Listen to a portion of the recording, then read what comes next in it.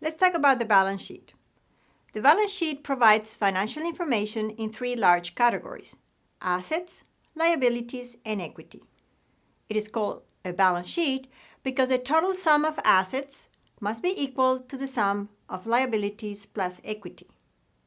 The assets provide a snapshot at what the company owns, whilst the liabilities and equity provides an idea of how the assets are funded.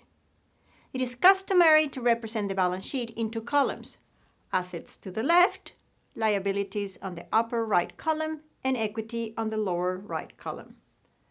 From an accounting perspective, assets can be converted into cash. From a strategic perspective, however, assets need to generate income. The subtle difference between converting to cash and creating income has a large impact on the way a manager makes strategic decisions. It is the equivalent of saying that a person eats either to exist or to grow. Assets don't generate income unless we act to use them. They are tools. We must do something with assets. We must activate them. An asset waiting to be converted into cash can lose value. Imagine owning a house and expecting that just by owning it, it will generate income. Even if you plan to use a property manager, you must identify, agree on, and manage that property manager. You must also pay taxes and carry out at least some minimal maintenance. Now think about that house's value if it is unused. You get the idea. Let's turn now to liabilities. That is what a company owns. There are two types of liabilities: short and long-term. Short-term liabilities are debts that must be paid within 12 months. For example, suppliers' invoices, taxes, utility bills, and salaries.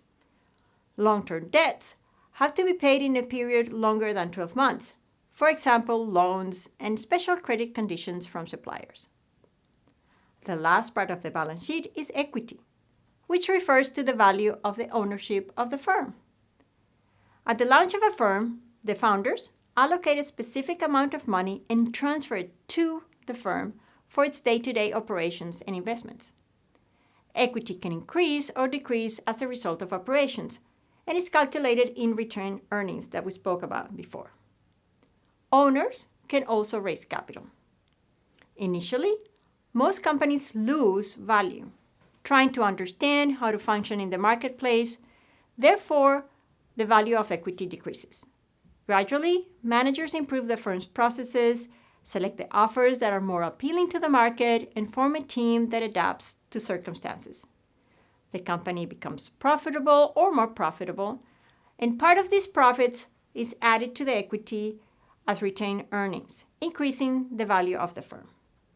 Another part can be distributed as dividends. Log into your course at the Wealthing Institute to get more examples and templates.